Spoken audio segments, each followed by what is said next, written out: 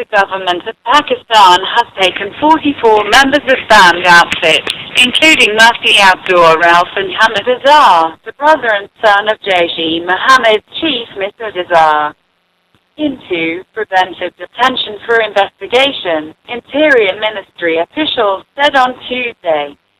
Interior Secretary Azhar Salman told media that Hafiz Saeed, Jaish-e-Mohammad and its charity wing Falari Insaniyat Foundation will be declared proscribed organizations within the next 24 hours.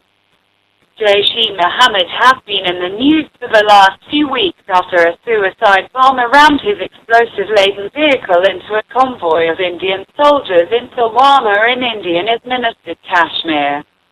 The attack was reportedly claimed by the Jaish-e-Mohammad. It brought Pakistan and India on the brink of war.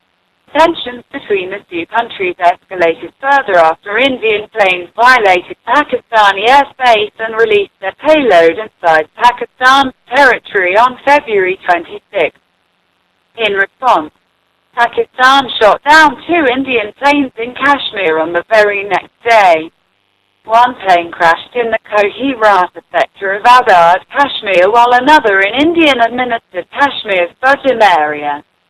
The pilot of the Indian Air Force, identified as Abhinandan, was also taken into custody. However, he was handed over to Indian authorities as a gesture of peace. Jaish-e-Mohammad is another group which India alleges was involved in anti-India activities, including the 26/11 Mumbai attack. Minister of State for Interior Shahriar Afridi, however, said that the government was not acting against the members of banned outfits under any pressure, neither would they do so in future. He said that the action against the banned outfits would continue for 2 more weeks.